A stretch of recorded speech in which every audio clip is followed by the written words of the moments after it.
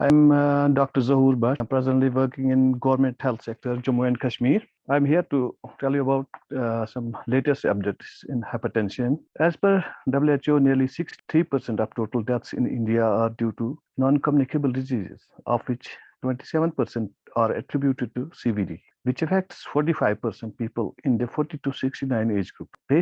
Raised blood pressure is among the most important risk factors for CVDs. Moreover, it remains poorly controlled due to low awareness about hypertension, lack of appropriate care through primary care, and poor follow-up.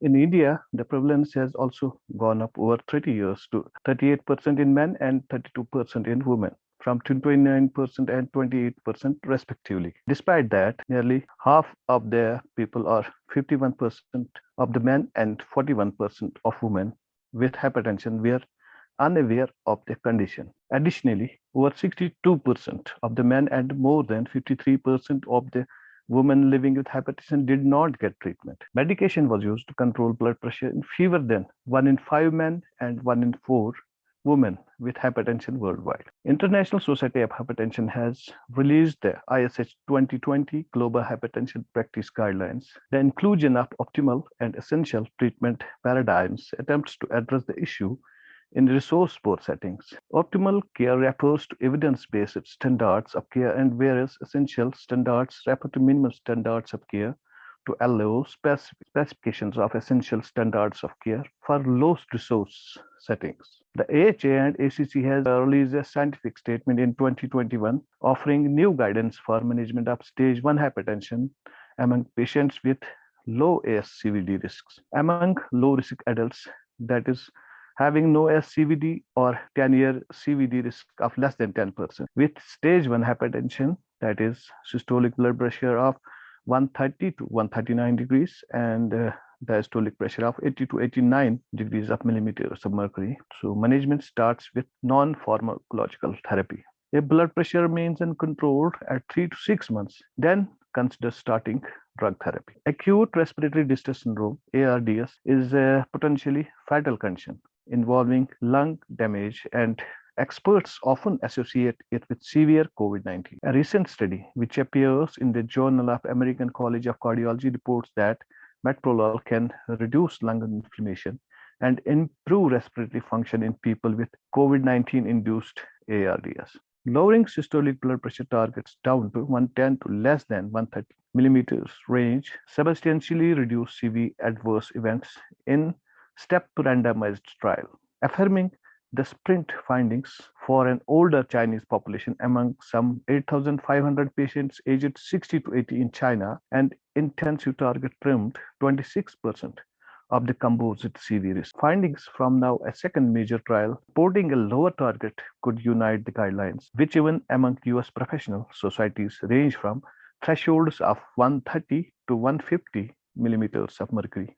With regards to prognostic value of ambulatory blood pressure, monitoring the nighttime blood pressure, the 2018 European guidelines on the management of arterial hypertension recommended that the diagnosis of hypertension should not only be dependent on office measurements, but also on out-of-office measurements, such as ABPM or home blood pressure monitoring, HBPM. 24-hour night and nighttime BP measurements were associated with greater risk of mortality and a composite of CV outcome. Thus, they may be considered as the most relevant measurements for estimating CV risk. For every 20 to 10 millimeters of mercury increment of BP measured at night, the risk of mortality increased by 23% and the risk of cardiovascular events by 36%.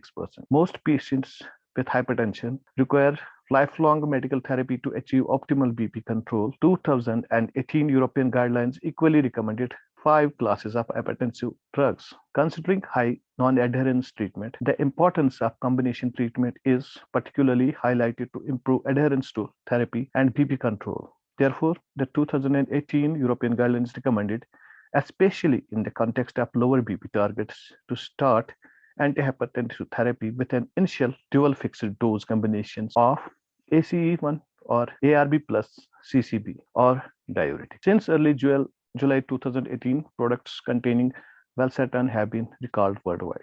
The reason is the detection of known carcinogen, namely N nitrosodimethylamine, NDMA, which can be found in candesartan, irbesartan, losartan, olmesartan, and valsartan.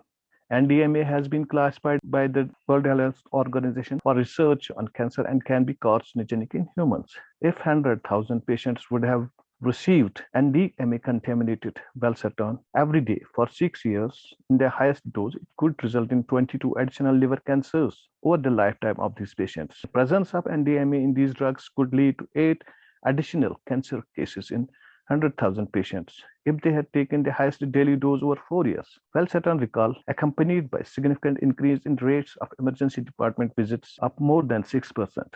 The highest study represents the largest study that nighttime antihypertensive treatment. In this trial, chronotherapy was associated with a significant reduction of endpoints, including death. The higher chronotherapy trial tested whether nighttime therapy, in comparison to usual upon awakening hypertension therapy, exerts a favorable CV risk reduction. The largest study included a total of more than 19,000 hypertensive patients during an average follow-up of 6.3 years. More than 1,700 participants experienced the primary CV outcome. And ambulatory BP measurements were performed for 48 hours. Number one, to collect data and how BP differed during sleep. The RR reduction of CV events were significantly improved for nighttime treatment when compared with awakening treatment. So these were some latest or recent updates in hypertension. Thank you. Thank you all.